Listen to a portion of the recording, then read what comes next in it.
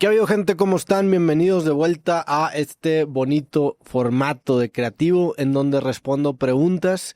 Teníamos rato sin hacer este formato, había estado, pues no diría que ocupado, pero había estado grabando otras cosas en lugar de grabar estos episodios de preguntas, y también creo que para el formato era importante darle un pequeño descanso, ¿no? Para que no sea algo tan recurrente. Y pues bueno, creo que van como 3 meses del último capítulo de preguntas. Para los que no sepan qué está pasando, este capítulo lo hacen ustedes. Las preguntas que me van a hacer en este capítulo son comentarios de la edición de preguntas pasada. Todos esos comentarios los copiamos, después se los metemos a Frankie y Frankie escoge aproximadamente 40 comentarios que me va a hacer, que me va a preguntar. Entonces, si ustedes quieren participar en la edición próxima de estas preguntas y respuestas, por favor dejen su comentario en la parte de abajo, pregunten cosas que les da curiosidad, cosas que simplemente quieren saber, y si no, pues lean los comentarios y denle me gusta a los que más les gusta, las preguntas que les gustaría que responda. Y pues bueno, sin más por el momento, vamos a empezar. Estoy un poco cansado, me acabo de cortar el pelo también, por cierto, creo que hace mucho que no trae el pelo tan corto.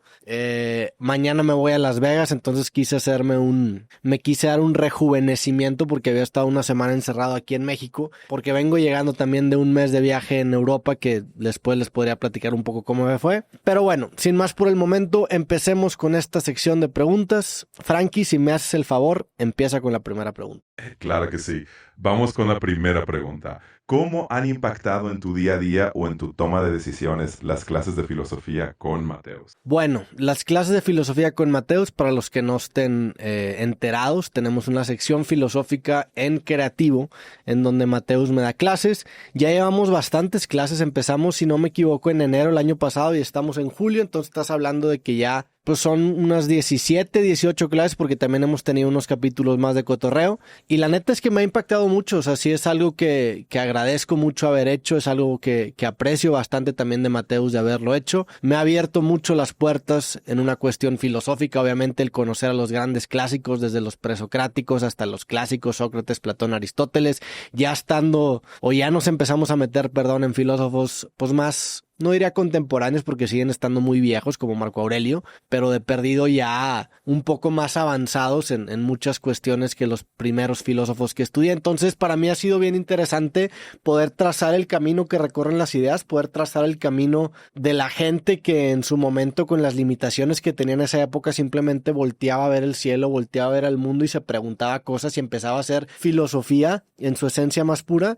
Y para mí ha sido la verdad una experiencia muy enriquecedora a la que le he sacado mucho provecho. Mateus es un gran maestro, es un güey que, aparte de considerarlo un gran amigo, que lo visitamos en Cambridge, y por cierto próximamente estará saliendo el capítulo que grabamos tanto de Creativo en Cambridge como de su podcast Sangre y Suerte, que él me entrevistó a mí. Pero aparte de ser un gran amigo, pues es una persona muy inteligente, es una persona que conoce mucho, es una persona que sabe muy bien explicar, que te permite hacer dudas, que no tiene como una mente muy cerrada, muy rígida, y eso te permite también pues hacer un diálogo muy entretenido en el que aparte estás aprendiendo. Entonces, pues para hacerte la respuesta un poco corta, me ha ayudado mucho, es algo que agradezco bastante. Le mandamos saludos a Mateus a Cambridge, que por cierto, pues aprovecho también para recomendarles el podcast Sangre y Suerte, que aquí desde Creativo lo hemos estado apoyando en la parte técnica, ya lo lanzó y lleva 2 capítulos hasta ahorita. Mi capítulo no sé qué número será, pero vayan y dense una vuelta por allá y chequen el podcast Sangre y Suerte del buen Mateo. Siguiente pregunta. Perfecto. La siguiente pregunta es, ¿hasta qué punto consideras que Roberto Metaceta es un personaje? Creo que hay elementos personajosos de cualquier persona que se presenta enfrente de una cámara, eso es innegable, y creo que eso es lo más personajoso de mí, cuando menos en cámara. Creo que similar, por ejemplo, a como tú eres cuando estás en tu cuarto encerrado o a solas, o a como tú eres cuando estás en un grupo de amigos o con tu familia, que pues tienes también la intención de hacer que se la pasen bien, de entretener, de comentar cosas interesantes. Esa presión un poco más elevada siento yo a la hora de tener un micrófono, a la hora de estar grabando, ¿no?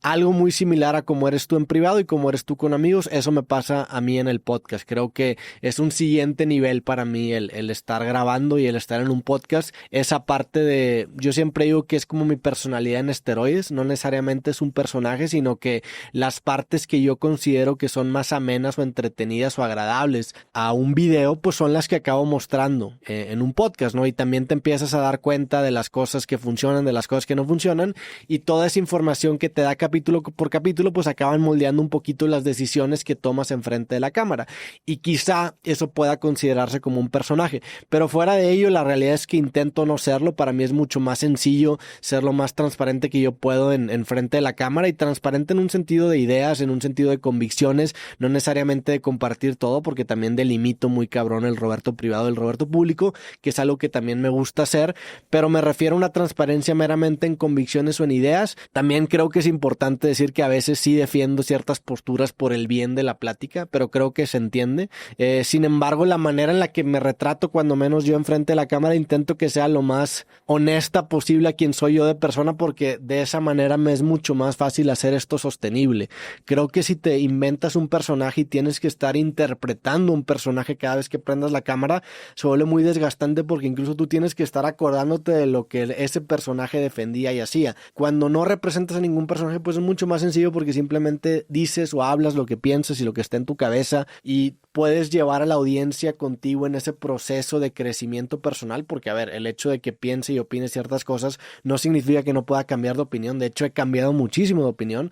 Si tú te vas a mis primeros capítulos y los revisitas y ves los capítulos de hoy en día, te vas a dar cuenta que he cambiado muchas posturas gracias precisamente a las pláticas a las que me he enfrentado, a las que he tenido, ¿no? Entonces creo que si bien no es un personaje en ese sentido de que estoy representando a alguien más, yo lo veo más como una documentación de mi proceso de aprendizaje, de mi proceso dialéctico de crecimiento personal, de crecimiento de ideas, y así es como yo tomo cuando menos el tema de creativo y mi personaje, que se puede entender pues en este show. Siguiente pregunta. Muy bien, la siguiente pregunta es, imagina que solo puedes grabar un último episodio de Creativo.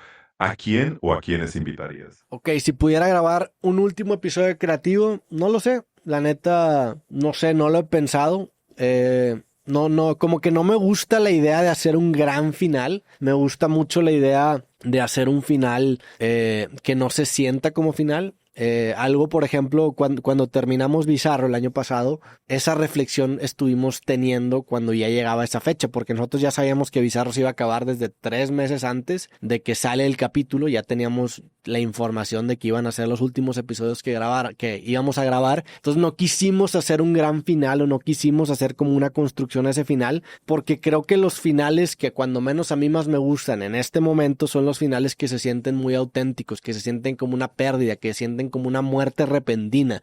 Creo que esos son los finales más dolorosos y los que más se te quedan. Entonces, pues no sé, me gusta mucho, por ejemplo, esta frase que dice que en algún momento fue la última vez que saliste a jugar al parque con tus amigos. Creo que ese espíritu de final me gustaría tomar en Creativo, y no me gustaría tampoco cargar la responsabilidad a ningún invitado de ser el último episodio de Creativo. Si tuviera quizá que escoger, probablemente sería como un episodio especial en donde invitaría pues a los personajes recurrentes que han estado aquí en Creativo, a mis buenos amigos que he conocido aquí en el podcast, y quizá haría una compilación de muchos invitados y haría un super capítulo, pero eso si me tuvieras que orillar a hacer algo grande. Pero si no, pues no sé, me gustaría también, o sea, me gusta esa idea de que en algún momento se acabe, se apague y pues a lo que sigue. Me gusta ese tipo de finales que no se sienten como finales y que simplemente fue la última vez, porque creo que eso se asemeja más a una muerte, que la muerte finalmente pues llega sin anunciarse en muchas ocasiones, ¿no?